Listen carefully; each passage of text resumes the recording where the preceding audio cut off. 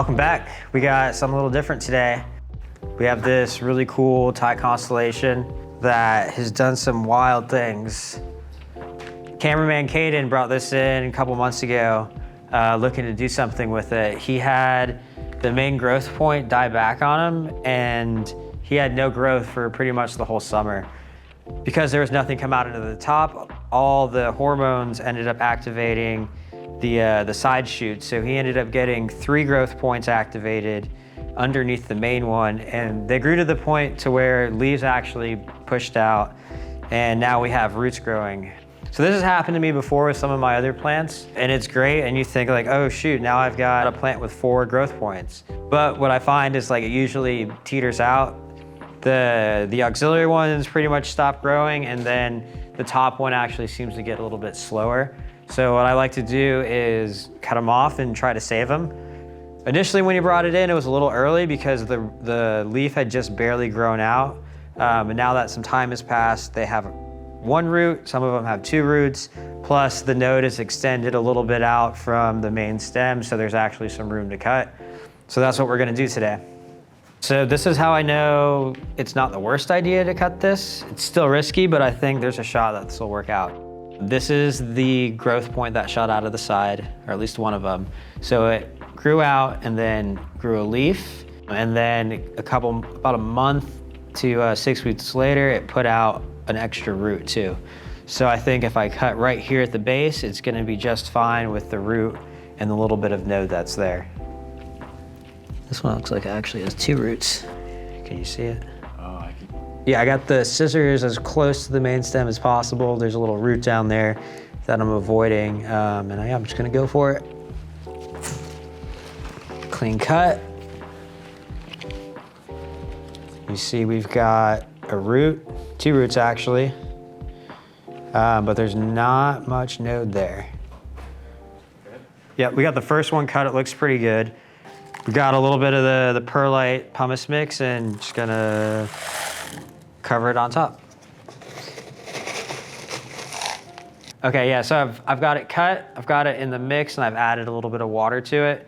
The water level is beneath where the node ends, because what ends up happening is the water comes to the top of the mix through capillary action, so it's like the cutting is in water because the air around it is completely saturated in moisture, but there's enough oxygen that anaerobic bacteria can't take over and rot the cutting. So this is like a tiny container for this, and that's fine.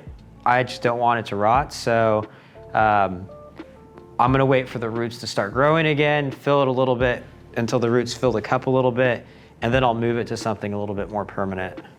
All right, so we got the first one cut, and now we're gonna come in and just keep going, trying to be as careful as possible. Yeah, you can come in. Let's get the money shot. So this one's super tight.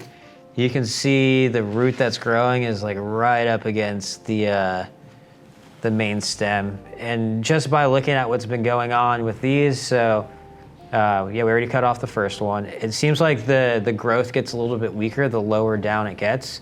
Not pictured here, it was another growth point down here that we just snipped off before we did the video. And that one didn't even push out a leaf. So yeah, we're gonna get in here tight again. Looks like we're gonna actually end up cutting this root off a little bit, but you know, we don't really have a choice here.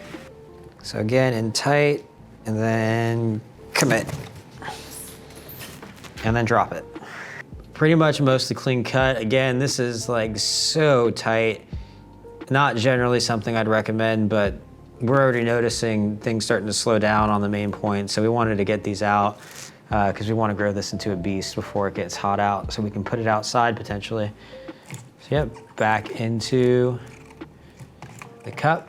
Again, you can see like it wants to tip over. Mix on top, but not too much. And then later on, we'll fill it with some water. Looks good on here. Before we cut the last one, I've got my phone set up on a tripod. I'm actually shooting this simultaneously for my Instagram stories. So we don't really plan on doing a follow-up on this, but if you want to know what happens, go ahead and follow me at RussoATL, and this should pop up at some time in a couple weeks, hopefully with some root growth and not dead plants. So I'm gonna go ahead and start that. And then again, get in as tight as possible without getting my hand in the way. Okay. My thumb is like right in the way. There we go. Ah, looks like there's 2 roots and one of them grew into the little tower. So in this case, I find instead of trying to pull it out, I'm just gonna cut it.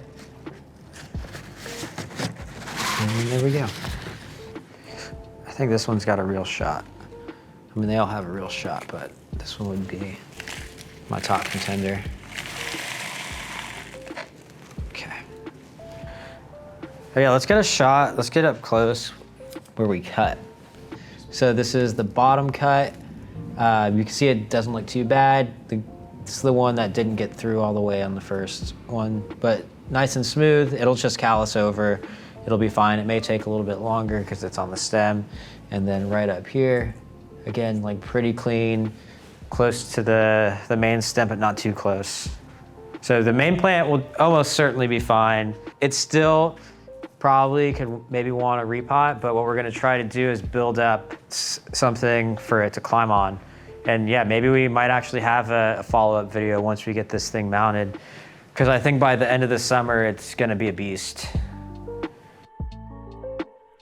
I think it's fun to document the random things that go on around here. As much as I would like things to be predictable and consistent, every plant's different. You know, you always gotta be prepared to improvise and use things you're not used to, AKA the pumice and the perlite. So yeah, what do you think? You think it's gonna make it? Do you think they're gonna rot out? Let us know. See you guys next time.